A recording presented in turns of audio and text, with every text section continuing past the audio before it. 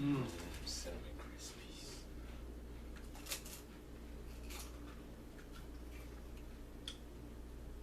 Oh, hi guys. What's up? Sorry, we're just sitting here stuffing our faces. Taco Bell. Bojangles is not supported or by Taco Bell in any four way. But if you want to, Cinnamon Crisp, Baja Blast, Double Dr. Tacos, all day. All day. Hi. We have something weird to talk about today. Yeah. I don't know whether I did a good thing or a bad thing. And I'll tell the short little story. But by the way, before we get started, this is what we're reviewing tonight.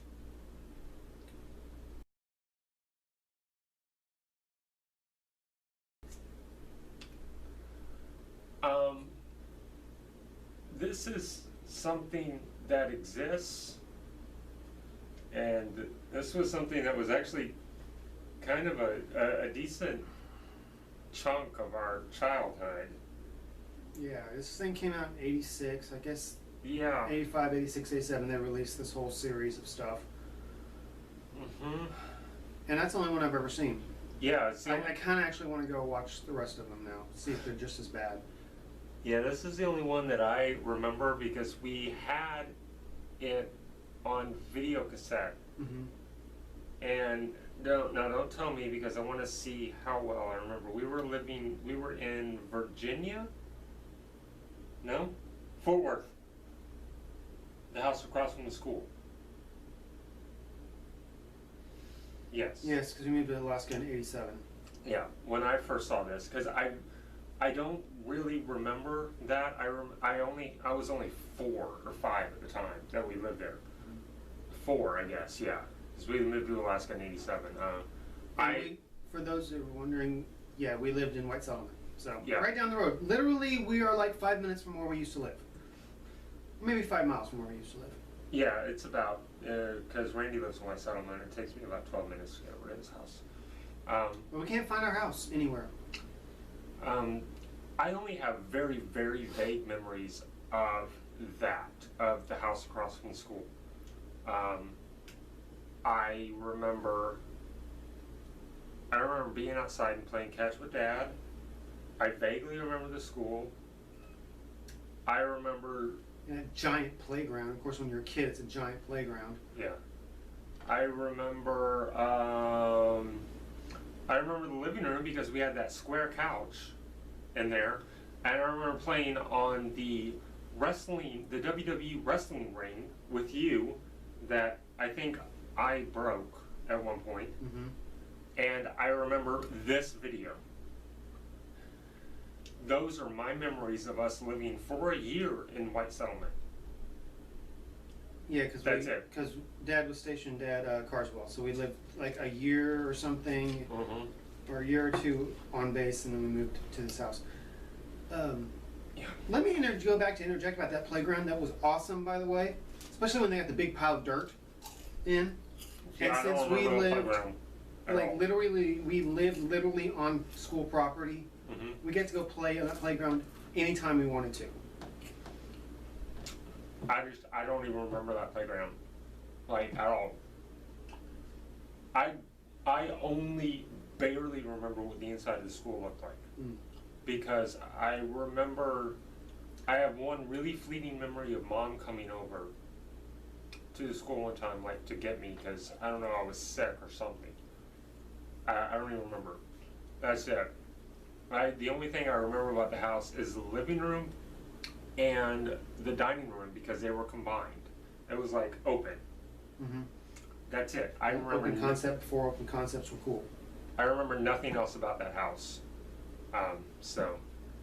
But anyway, this exhibit, wow, now that we've wasted all that time on nothing. It's good stuff though. It's good stuff. So yeah, this thing existed. It's good stuff. And we used to watch it a lot. And we didn't have very many videotapes. Yeah. And the other day, Us not having a lot of movies. I know, it's crazy to think about. So the other day at work, I was filling up my sanitizer bucket, and one of them had a hole in it. And out of nowhere, I turned to my general manager at the restaurant and said, "There's a hole in my bucket, dear Liza." And he didn't find it funny. He got the reference. He got that I was singing the kids' song, but he didn't really find it funny. But it got me thinking, and I eventually worked my way to this and found out that it's on YouTube. And I showed... And it's not just that it's on YouTube, like the Kids Songs production has their own channel and has all the videos on it. Yeah. It's not like someone just ripped a copy off VHS, a poor quality copy off of VHS and uploaded it. No, it's actually good quality. Yeah. For something for a that's... 30-year-old videotape. Yeah. And it was so funny because I came home and I'm like, "Michael, whenever you have a second, I have to show you something that I found on YouTube." And I was in the middle of like one of the best runs on this game that I've been playing that I've had in a long time, so it's like, yeah, you're gonna have to wait. Yeah, and I wish I had just crashed. And it literally took 1 second into the beginning of it, and he remembered exactly. And I don't know if I should apologize for telling you that this thing existed, because watching your face while we were watching this, I was like, I don't know if I did a good thing or not. I don't know, because by the end of it, you looked a little broken. This was... When you're a child, it's good. It seems to be educational and entertaining, but as an adult, you start picking shit apart, and it's so awful. It's so awful. It's so terrible. And I'm not talking like production quality, because production quality wasn't... Actually wasn't bad. I mean, production quality was great. For what it was very good, yeah. But so many inaccuracies, just all over the place. Mm-hmm. Just, it's got what, one, two, I think there's three, 4, 5, 6 songs in it, I think or something? 6 or 7. 7 songs, I think, plus the last one. Because the last one Honestly, was like an original. Yeah, the first one was original, and the last one was original. The only one that's even that's the most accurate is "I've Been Working on the Railroad." Yeah. As you were saying. Yeah, for the most part, even though they had to mix it in with whatever that other song was. Somebody's in the Kitchen with Dinah. Yeah. I'm not sure why they mixed that together, because they just don't go together. But yes, I've Been Working on the Railroad was actually halfway accurate, because it was black people, Asians, Indians, and kids doing all the work. Building a railroad. And that's pretty accurate for how our railroad system was actually built. And then the one white guy who seemed to be more a foreman than anything. Yep. Sorry that we had to go there. Yeah. But I mean, I'm sorry. History sucks. Yeah. That's History has not always been. History wasn't always kind to people of other races. Yeah. Including people of our races as well. Yeah. I just need to stop before I get us in trouble. Yeah, maybe so. We're gonna get in trouble again. But I mean, I think that what they were trying to do, there was nothing wrong with what these were trying to do.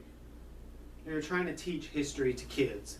But there was a lot wrong with what they were trying to do, because it was so inaccurate. So incredibly inaccurate, exactly. Now, some of it I can't blame. This was 30 years ago. We hadn't uncovered the inaccuracies behind the idea of Betsy Ross was the one who created the flag. Mm-hmm.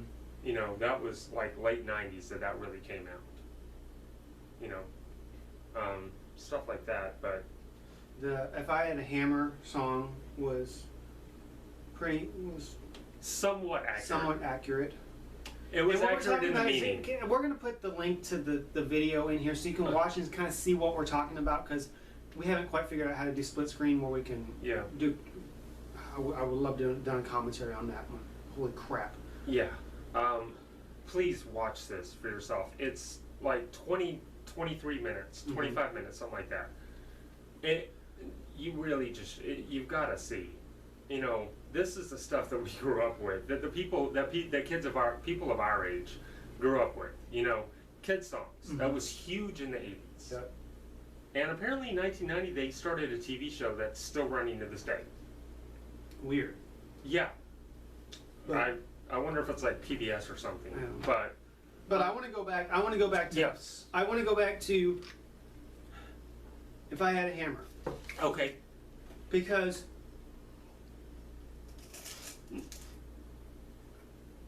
so much wrong with the production of that song, of that video. And what these are basically like little music videos of what they are, all combined. Okay, the couple were trying to like improve their house, and this black couple were trying to improve their house, and their white neighbors came to help them. Unity, blah blah blah blah blah blah blah. This lady was painting a post on her porch, and her husband even came and touched it, and she smacked her hand away so it wouldn't smear the paint. Paintbrush was dry as a bone.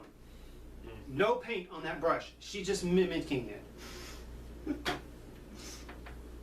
That is not the worst part of that video, though. No, it's not. Tell them what the worst part of the video. Besides the guy who came down off the roof, who was fixing the roof, that was wearing Levi jeans.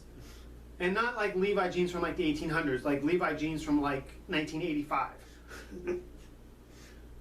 But no, by far the worst part of that particular one was the white guy that came and decided to gift this black couple with a bell to hang on the front of their house, because that's a big part of the song.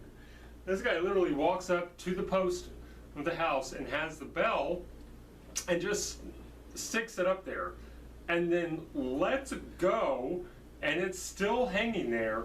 And then like 5 hours later reaches for a nail and hammers the thing in. I'm like, what are you even doing? That's a magic bell. It's not going anywhere. No.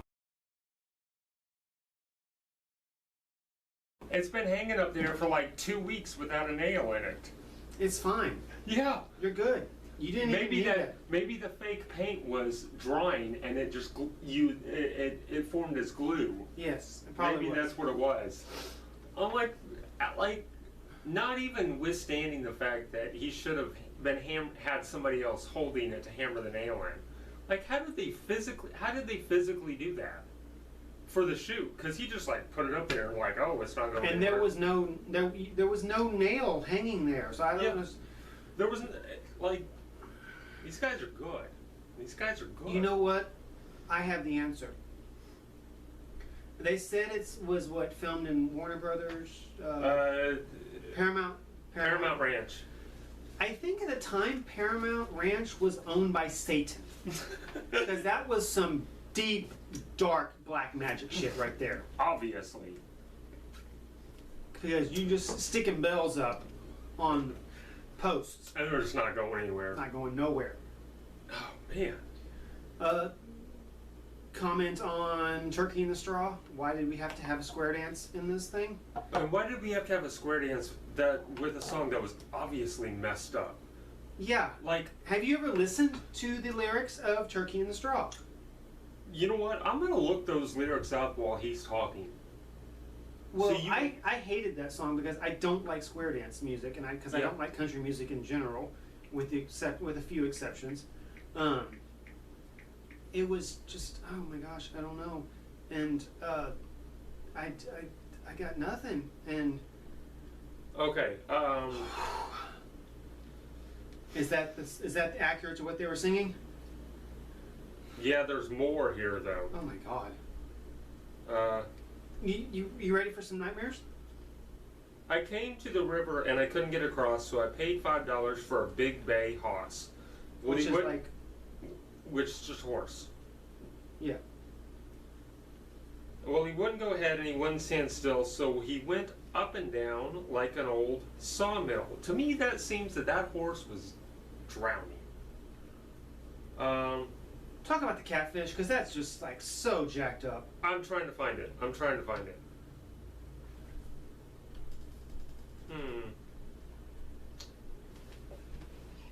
Kitty! Meow!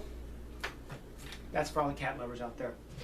I can't find that particular line in this. There's probably a lot of different versions of this, but it was talking about going fishing and Sees a catfish, asks what the catfish wants, couldn't understand what the catfish was saying, so turned the catfish wrong side out.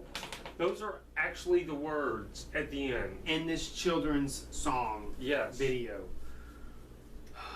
I don't know what this line is about because it wasn't in the version that we watched, but it says, did you ever go fishing on a warm summer day when all the fish were swimming in the bay with their hands in their pockets and their pockets in their pants? Did you ever see a fishy do the hoochie coochie dance?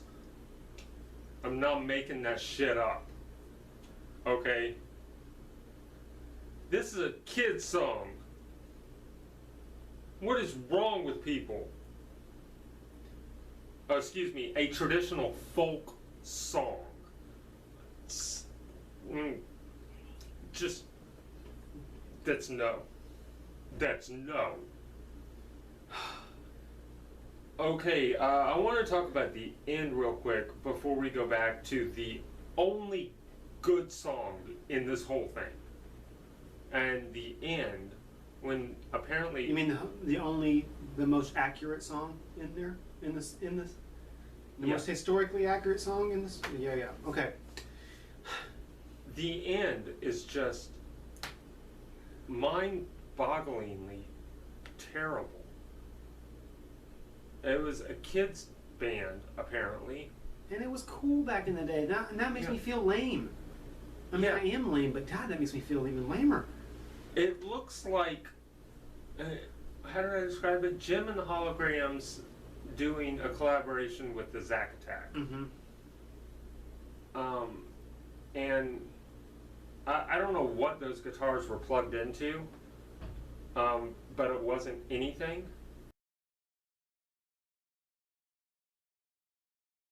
At all. Maybe they had the little thing that plugs into the little... No, I don't even think they had those in '86. Yeah, I'm sure they did. The microphone, I'll give a pass on, because they had wireless microphones in '86. They did. I know they did. Look at Spinal Tap. They had electronic stuff there, but not for a kids band in what's apparently a... Murder barn. Yes, murder barn. But oh my God, I'm like, as soon as that song started, I was like, that kid's not even singing. Mm-mm. Like he's not.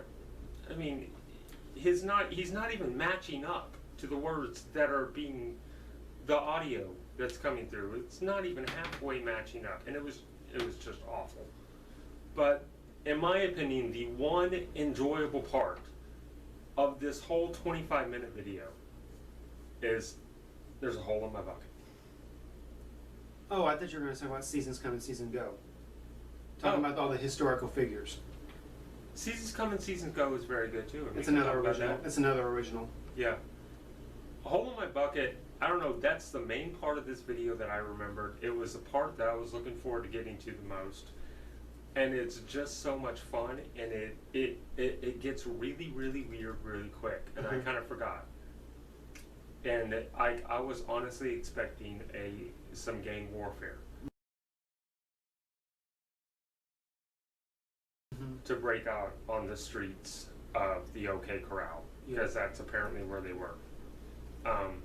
Yeah, it's gonna be a... Like, this is like somebody... mob battle. somebody should. I want somebody to make a movie that's basically a battle of the sexes movie, but have it start off with that song and two kids that are having an argument just like that, and then it turns into full-blown gang warfare in the whole United States. The Bucket wins. Mr. Bucket. And Mr. Bucket comes out and destroys everybody. Oh my God. Let me link that video on the bottom of this too. Michael, do you realize what you just did? You just wrote a kid's song, Board James fan fiction. Yes. Yes! My first fan fiction! Woohoo! And it's amazing. And you know what the soundtrack is going to be? The Hole in My Bucket song? Performed by Buckethead? Could be, but a death metal version of that. So performed by Buckethead? Yes, because when I got he could do death metal. Seriously, because when I got bored at Manetti's, I would like random songs would pop in my head, and I would try to make death metal versions of them. Now you could probably find them. Just look on YouTube. There's death metal covers of everything. Yes. There's an awesome death metal cover of the SpongeBob SquarePants theme song. Yes. It is amazing. We're gonna have so many links in the bottom of this video. But you want to talk about Seasons Come and Seasons Go. Yeah, that was like that's the most the original song, and it's like the only like good original song, which is only two. But oh, what was it with the Yankee Doodle Dandy song? That song's jacked up to begin with, anyway. But whatever. Yeah. I like that they talked about the few historical figures in there, and actually like had like people playing them and stuff. Yeah. And that one. And it was a real short song, and it got a point across. But something I noticed this time, and I had to go back. God, I have to go back and rewatch it now. But when Abraham Lincoln's giving the 4 years ago speech, I always paid attention to that. But the guy's still singing underneath there, so I never heard what he was talking about. True. So I'm gonna have to go back and watch that again. Ugh. But yes, that was a good scene, and like I said, that was really the beginning of the point that it was trying to get across. Because the point of this video was, remember the heroes, remember the people who have built this country. Mm-hmm. And that's a fine message. It really is. There's nothing. That's a good message to give to kids, especially in the 80s. yeah. You know, that was a powerful message. And I think it really, stuff like that really did help a lot of kids want to get into, want to know more about history. And in that case, this video succeeded. But going back and watching it 30 years later, as people who make films in their own spare time, Mm-hmm. yeah, not good. Not great, no. Not good But at all. Notwithstanding the choice of songs, Mm-hmm. the music itself was actually good. Yeah. Was actually fine. The singing was good. The music itself was good. Even in that last video where they're not even playing instruments. The singing in that one was not good.